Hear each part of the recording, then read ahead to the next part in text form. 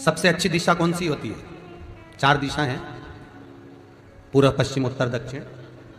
सबसे अच्छी दिशा कौन सी है? पूरब और पश्चिम को लोग मानते हैं, पूजन करने बैठते हैं तो कहाँ बैठते हैं? पूरब और पश्चिम में, ठीक है। पर शंकर उल्टे हैं,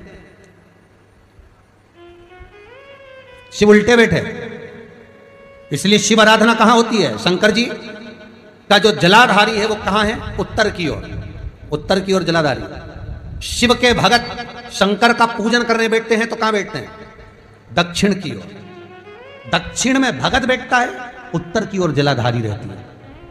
महाराज देखिए कितनी विचित्र लीला है। पंडित जी आपको पूजन करने बिठाएंगे तो कहेंगे पूरा पश्चिम में बैठो, पंडित जी अगर बिठाएंगे तो कहेंगे पूरा पश्चिम में बैठो। पर शंकर का अनुमोदन करने वाला, शिव का स्मरण करने वाला, शंकर की पूजन करने वाला, शंकर को जल चढ़ाने वाला, अगर वो पूरब में बैठकर चढ़ा रहा है, पश्चिम में बैठकर चढ़ा रहा है, उत्तर में बैठकर चढ़ा रहा है, उसका फल मात्र 25% है। और शंकर को अगर दक्षिण में बैठकर उत्तर की ओर मुख कर जल चढ़ा रहा है तो उसका पुण्य 1000% है। महाराज उसका पुण्य आनंद में प्राप्त हो जाता है, उसको कम नहीं हो सकता, वो बढ़ता, उसमें कमता नहीं रहती।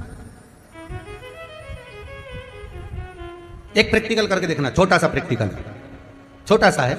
मान लो किसी व्यक्ति को बहुत तेज बुखार आ रहा है, ठीक है, बहुत तेज बुखार है, कोई बच्चा है, कोई बड़ा है, उसको बहुत तेज बुखार आ रहा है, बहुत तेज। अब आज के जमाने में बुखार कोरोना के चक्कर में भी है, वो भी ध्यान रखना हो।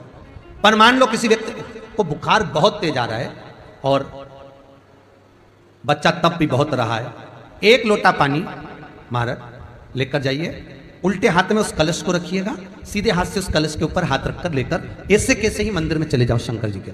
दक्षिण की ओर खड़े हो, उत्तर की ओर मुख करो, एक पात्र भी लेकर जाओ, उस पात्र को जहां से पानी गिरता है वहां रख दीजिए और उस पानी को शंकर जी को चढ़ा दीजिए। उस पानी को लेकर जाओ, एक बाल्टी में डाल दो, दूसरा पानी उसमें भर लो, जिस व्यक्ति को बुखार आ रहा है उसको स्नान करा दो।